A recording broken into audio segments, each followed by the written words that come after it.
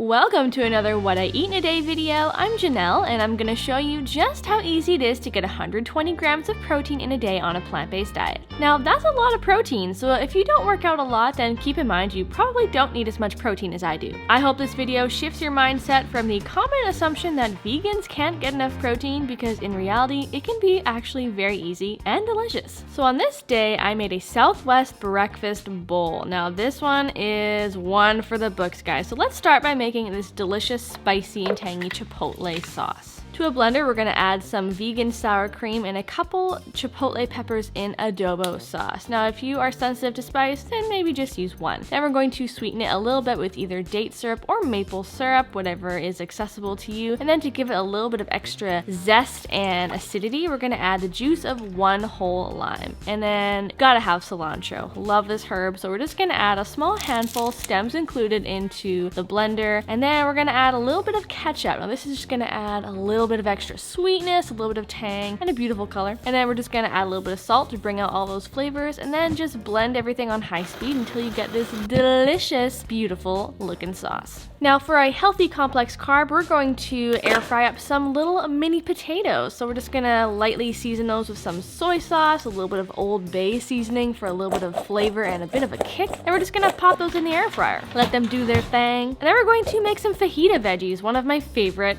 veggies just to eat literally at any time of the day. Breakfast, lunch, dinner. So again, we're gonna add a little bit of soy sauce and some fajita spices. Just give our veggies a little toss, and then we're gonna pop those in the air fryer along with the potatoes. Now to make our protein, we're gonna make some tofu scramble. This is one of my favorite ways to enjoy a big portion of plant-based protein. I make tofu scramble, honestly, probably 2 to 3 times a week, and I make big batches like this so I can use it for multiple different kinds of meals, so I can have it in my breakfast, lunches, or dinners. It's so versatile, and honestly, like, I could not imagine my life without tofu scramble. And like, look, it's so easy. It comes together in one pan in like 10 minutes. Yay, tofu scramble. Well, hello and good morning, you guys. I am actually so stoked to show you my breakfast today. One, because it's freaking delicious, and two, because it is legit absolutely jacked with protein. It might not look like much, but this massive bowl of food, one, comes in at like 500-ish calories, and two, this has like about 45 to 48 grams of protein just in this meal. It's kind of blowing my mind, and yeah, I was just really excited to show you guys this meal in particular because it's really filling, but it has a very low calorie density, which means that you can eat a lot of food with not getting that many calories, but also getting tons of protein. Ramble over. I'm gonna enjoy my gigantic, delicious breakfast. So many of you will know that I am working through a 90-day intensive workout program called P90X3. It's an oldie but a goodie, and it has been kicking my butt, let me tell you. But honestly, I feel so much better than I did when I started on January 1st of this year. I feel stronger, I feel faster, I feel like I have lost a few inches, and this is why I have been wanting to consume a lot more protein than I have been in the past. So this is just a little bit of an update to let you know that I am still hanging in there, and if you guys want to follow along, make sure that you are subscribed and check into my What I Eat in a Week videos, because I'll be giving you guys more in-depth updates on how I'm doing throughout P90X3. Okay, people, lunch is in the works. Number one, I've got some quinoa cooking on the stove. I'm just cooking in some veggie broth. Number two, I've got some soy curls that are soaking right here in this big old bowl here, and I actually soak them in veggie broth on recommendation from one of my subscribers. Now, you can totally, absolutely soak your soy curls in veggie broth, and it's not something I do very often, mostly because I'm just hella lazy. But if you have lots of veggie broth on hand and you want to use it up and make your soy curls extra flavorful, by all means, give it a go. This should be really good. I'm very much looking forward to seeing how this improves the overall taste of soy curls. Not that they're bad. I love soy curls and eat them all the time. Anywho's, I'm just going to drain these, squeeze out the rest of the liquid, pop them in the oven, and I'm gonna build myself some sort of like salad bowl situation.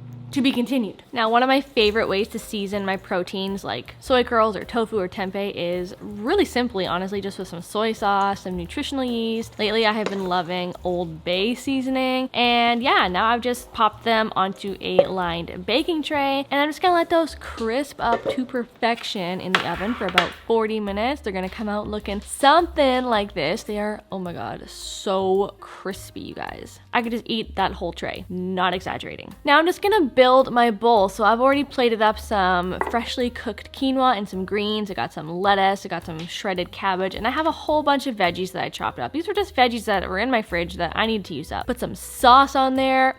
So good. Howdy, welcome to my delicious lunch. Okay, you guys, you saw me make it. Got a big bowl.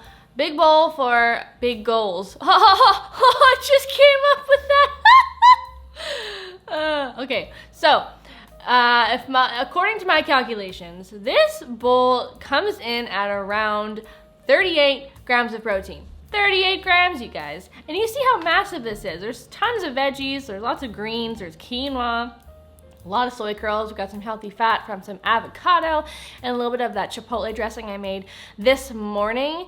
And this only comes in at around 700 calories, which it's a significant amount. I mean, lunch is usually our biggest meal of the day. And comparing that to our breakfast, which was 500 calories, we're only at 1,200 calories for the day, and the day's not even over.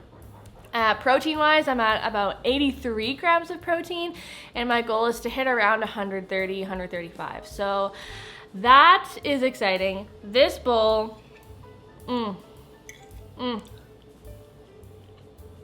is so good. And what is even cooler is right after lunch, I am going to be making some high protein and healthy brownies, you guys. You guys know I love a good brownie, and I have a few different brownie recipes on my channel already. I'm gonna be kind of like zhuzhing up my sweet potato brownie recipe by adding red lentils to it. I know, kind of mind-blowing. I'm very excited. I already have all of my ingredients on the counter behind me. I'm ready to go. So I'm gonna eat this bowl, I'm gonna finish it up, and I'm gonna move on, make something delicious for dessert a little later on in the day. Okay. Oh, the things that we can do with the humble lentil. Seriously, what can we not do with legumes, you guys? Can someone tell me? I am basically transforming my sweet potato brownie recipe, which is already up on the channel and my blog, and we're making them high protein sweet potato brownies with lentils because we love lentils. We're gonna take all of those delicious and healthy ingredients, we're gonna pop them into a food processor. Start by blending it up until it's mostly processed, you know, just mostly. And then I actually forgot to add the plant milk in the first processing, so I added it here. And then we're gonna add some cocoa powder, some spices like cinnamon, salt, baking powder, baking soda, and our oat flour and a flax egg. All super healthy, nutritious, whole food ingredients, which we love. Now, we're gonna be a little bit naughty here. We're gonna add some semi-sweet chocolate chips because what is a brownie without a few chocolate chips? Transfer that delicious batter into a lined baking tray, and we're going to pop that in the oven. We're gonna let it bake up until it is nice and golden and crisped around the edges, about 40 minutes, and it's gonna come out looking something like this. Now, yes, it fluffed up. It got a little bit cakey looking, and that's okay. You know, we like a cakey brownie around here. And then we gotta have a little healthy glaze on top. So we're gonna make a quick one out of cocoa powder, plant milk, and some liquid sweetener. Drizzle that over top until it looks like this, you guys, and oh my gosh, does this not look totally delicious, totally epic? Not gonna lie, it kind of looks like a cake. It definitely looks like a cake, but that's okay. We can call it a cake, we can call it a brownie, you can call it whatever the heck you feel like. All I know is that whatever I'm holding in my hands, it looks absolutely bonkers delicious. Okay, you guys, I made those brownies. I made some red lentil sweet potato brownies, and holy crap, they are so thick. I should have used a larger baking tray, but I just used like a 9x9, which was, it made these more like slices of cake. It's like, I can't even fit it in my mouth. Anyway, I actually haven't even tried them yet. I'm really looking forward to tasting them. They're about 320 calories per block, because that's what they are, and about 11 grams of protein. So I'm not gonna eat this whole thing because it would definitely put me a little bit over my desired calorie intake for the day. So I'm gonna share this with Brad, but I'm gonna try these. Assessing. Ooh, I can taste the cinnamon. These are actually really nice. This is an absolute heck yeah from me, you guys. You need to try making these. You'll see, if the recipe isn't already in a video on my channel before this video goes up, it definitely will be shortly. So take a look for it, because this is good.